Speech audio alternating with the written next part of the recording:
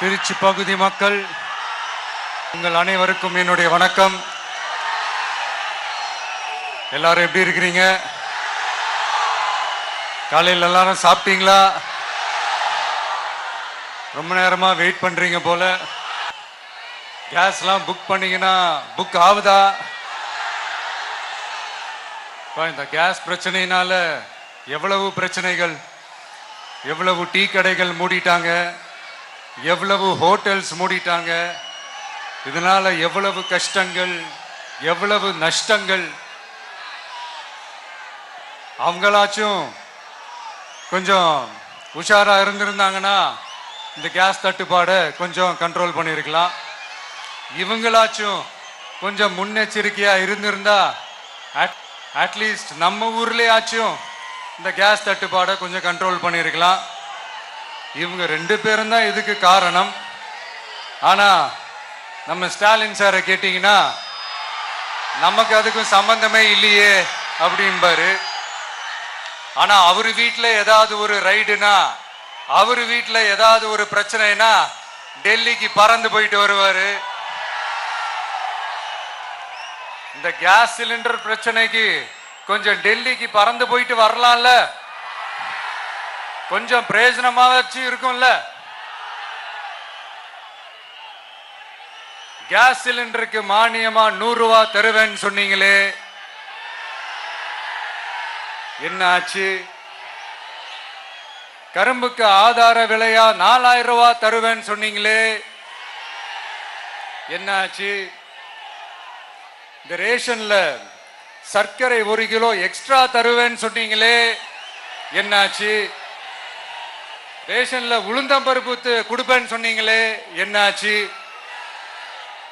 நானும் இது எத்தனை வாட்டி ரிப்பீட் பண்றதுன்னு எனக்கு தெரியல. நீட்டை ரத்து செய்வோம்னு சொன்னீங்களே, என்னாச்சு?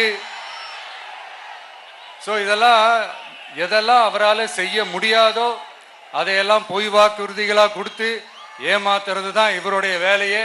இப்ப அடுத்த செட் ஆஃப் இந்த பொய் வாக்குறுதிகளை ரெடி பண்ணிட்டாரு. அதனால அவரை மாதிரி நாங்க பொய் வாக்குறுதிகள்லாம் கொடுக்க மாட்டோம். மக்களுடைய தேவைகள் என்னன்னு சரியா புரிஞ்சுக்கிட்டு அதுக்கு ஏத்த மாதிரி தான் நாம செயல்படுவோம். 6 சிலிண்டர்கள் தாய்மார்களுக்கு கட்டணம் இல்லாம அன்னபூர்ணி சூப்பர் 6 திட்டம் சொன்ன மாதிரியே நிறைவேற்றுவோம். கல்யாணம் ஆகி போற நம்ம தங்கைகளுக்கு 1 பவுன் தங்கமும் பட்டு சேலையும் சொன்ன மாதிரியே கொடுப்போம். 60 வயசு வரைக்கும் இருக்கிற குடும்ப தலைவிகளுக்கு மாதந்தோறும் 2500 சொன்ன மாதிரியே கொடுப்போம். என்னுடைய அம்மா, அக்கா, தங்கைகள் எல்லாருமே தமிழ்நாட்டில் எந்த மூலையிலிருந்து எங்க வேணாலும், தமிழ்நாட்டுக்குள்ள எந்த பஸ்ல வேணாலும் ஃப்ரீயா சொன்ன மாதிரியே ஃப்ரீயா போகலாம். கல்வி, ரேஷன், மருத்துவம், குடிநீர், சாலை வசதி, பஸ் போக்குவரத்து, இந்த மாதிரி அடிப்படை விஷயங்கள்ல தான் எங்களுடைய முதல் கவனம் இருக்கும். நான் ஏற்கனவே சொன்னது மாதிரி நிறைய கவர்மெண்ட் ஸ்கூல்ல இந்த டாய்லெட் வசதிகள்லாம் சரியா இல்ல, அதை சரிப்படுத்தணும்னு சொன்னோம். உடனே இதெல்லாம் ஒரு பெரிய விஷயமா அப்படின்ட்டு சில அறிவாளிங்க கேட்டாங்க. அந்த அடிப்படை வசதிகள் இல்லாததுனால தான் ஒரு 12th ஸ்டாண்டர்ட் படிக்கிற பொண்ணு ஒரு அவசரத்துக்கு ஒரு காட்டு பக்கம் ஒதுங்கினாங்க. என்னாச்சு? இந்த உலகத்தை விட்டே போயிட்டாங்க. அதுக்கு என்ன காரணம்? இந்த மாதிரி அடிப்படை வசதிகள் இல்லாததான் காரணம். அதனால என்னுடைய தாய்மார்களே, உங்களுக்கு பாதுகாப்பு இல்லாத இந்த அடிப்படை வசதிகள் கூட செஞ்சு கொடுக்காத இந்த தீய சக்தி திமுக அரசை என்ன பண்ணலாம்? தூக்கி வீசி அறிவோமா? எதுக்கு இப்ப அங்க இங்க சுத்திக்கிட்டு நம்ம ஊருக்கே வருவோம், நம்ம திருச்சிக்கே வருவோம். இங்க ஒரு மந்திரி இருக்கிறாரு, நகராட்சி துறையில வேலை வாங்கி தரதா சொல்லி கோடிக்கணக்கான பணத்தை லஞ்சமா வாங்கிக்கிட்டு தகுதியானவங்களுக்கு எல்லாம் வேலை வாய்ப்பு கிடைக்காத அளவுக்கு பண்ணிருக்கிறாரு. இதெல்லாம் எவ்வளவு பெரிய ஒரு ஏமாத்து வேலை. அதனால நம்ம தம்பி தங்கைகளே, உங்களுக்கு இந்த வேலை வாய்ப்பை பறிச்ச இந்த ஸ்டாலின் சார் சர்க்காரை என்ன பண்ணலாம்? தூக்கி வீசி எறிவோமா? உங்களுக்கு இந்த பாதுகாப்பு இல்லாத, சட்டம் ஒழுங்கு சரியில்லாத இந்த தீய சக்தி திமுக அரசை என்ன பண்ணலாம்? தூக்கி வீசி எறிவோமா? நகராட்சி துறையில மட்டுமே 1000 கோடிக்கு மேல ஊழல்னா அப்ப மத்த துறையில எல்லாம் கொஞ்சம் கணக்கு போட்டு பாருங்க, தலையெல்லாம் சுத்தி போயிடும். நான் கொஞ்ச நாளைக்கு முன்னாடி சொல்லியிருந்தேன், இந்த ஸ்டாலின் சார் டாக்ஸ் அப்படின்ட்டு, இந்த ஜிஎஸ்டி மாதிரி எஸ்எஸ்டி, அதை பத்தி அவங்க வாயை திறக்கலைங்க. என்னமோ அவங்களே ஒத்துக்கிட்ட மாதிரி இருக்குது. ஆமா, இப்படி ஒரு டாக்ஸ் இருக்குது அப்படின்னு அவங்களே ஒத்துக்கிட்ட மாதிரி ஆயிடுச்சு.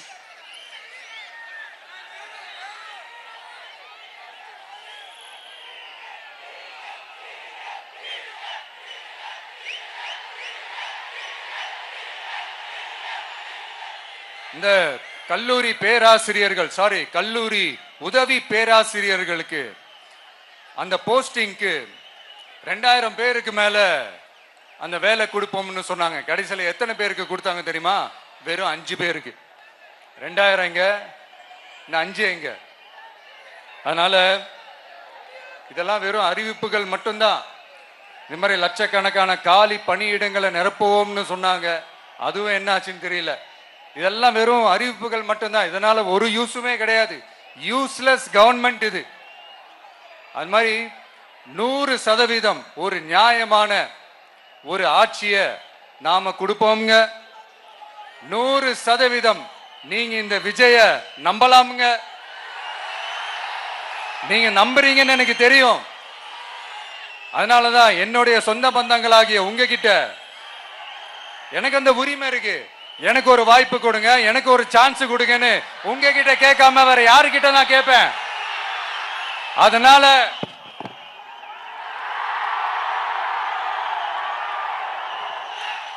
எனக்கு ஒரே ஒரு வாய்ப்பு கொடுங்க.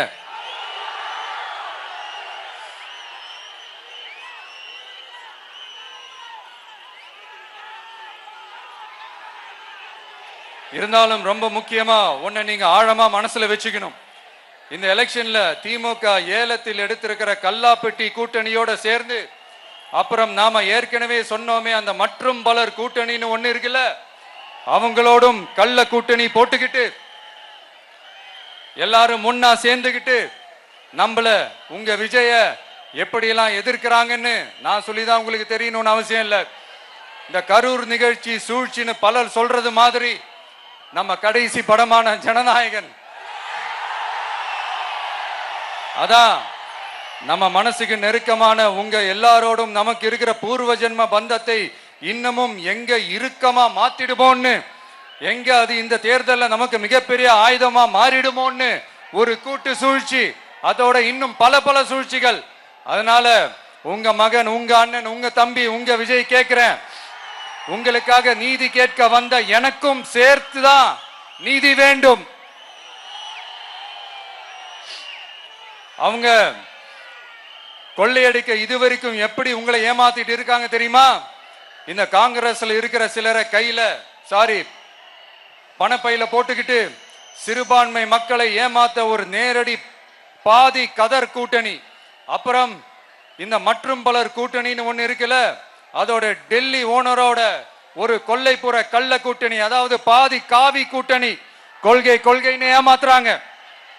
அதனால இந்த திமுகவையும் நம்பாதீங்க, இந்த பாஜகவையும் நம்பாதீங்க. 2 பேரும் வேற வேற கூட்டணி எல்லாம் கிடையாது, ஒரே கூட்டணி தான். 2 பேரையும் நம்பாதீங்க. இதுல எந்த டவுட்டும் உங்களுக்கு வேணாம். நீங்க திமுகவுக்கு ஓட்டு போட்டாலும் சரி, அந்த மற்றும் பலருக்கு நீங்க ஓட்டு போட்டாலும் சரி, நீங்க யாருக்கு ஓட்டு போடுறதுக்கு சமம்னு நீங்களே புரிஞ்சுக்கோங்க.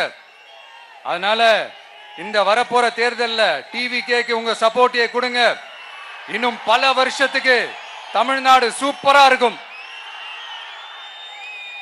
அப்புறம் நான் ஒரு விஷயத்தை திருப்பி ரிப்பீட் பண்றேன்னு சொல்லி யாரும் தவறா எடுத்துக்க வேணாம், ஏன்னா அது என்னுடைய கடமை.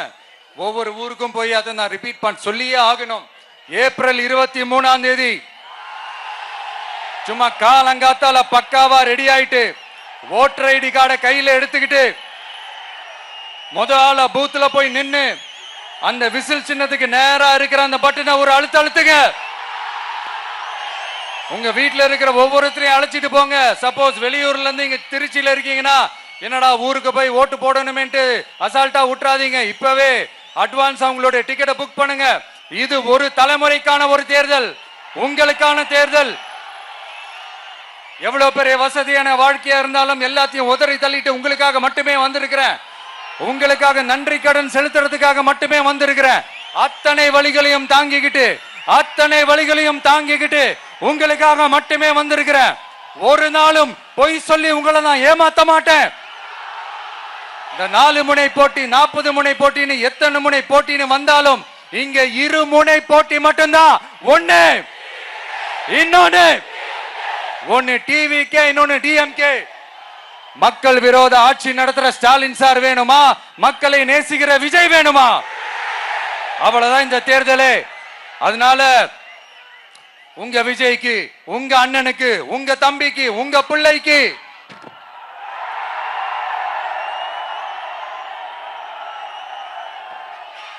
ஒரே ஒரு வாய்ப்பு கொடுங்க. தயவு செஞ்சு விசில் சின்னத்துக்கு ஓட்டு போடுங்க. இது ஒரு விசில் புரட்சி தேர்தலா இருக்கணும். இங்க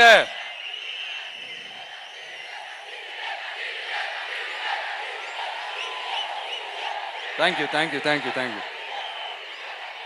இங்க திருச்சி இந்த எல்லா தொகுதியிலும் நம்மளுடைய நண்பர்களை, நம்மளுடைய தோழர்களை வேட்பாளர்களா அன்னைக்கு அறிவிச்சேன், நான் நிப்பாட்டி இருக்கேன். அவங்க வேற, நான் வேறன்னு தயவு செஞ்சு பிரிச்சு பாத்துறாதீங்க. அவங்க எல்லாரையும் வெற்றி பெற செய்யணும்னு உங்க எல்லாரையும் தாழ்மையுடன் நான் கேட்டுக்கிறேன். நான் தன்னந்தனியாளு, நீ ஏளனமா பாரு. கொஞ்சம் நவுந்தனா இங்க 8 கோடி பேரு. மிரல போது ஸ்டேட்டு எங்க விசில் சத்தம் கேட்டு. நல்லவங்க வாழ நீ விசில் கடி ஓட்ட. கடைசி நம்பிக்கை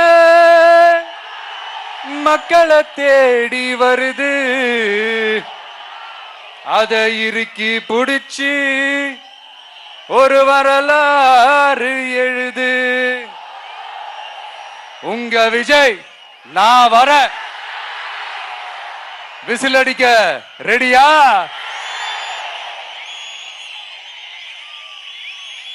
கான்பிடென்டா இருங்க. நல்லதே நடக்கும். வெற்றி நிச்சயம். மீண்டும் சந்திக்கும் வரை நன்றி, வணக்கம்.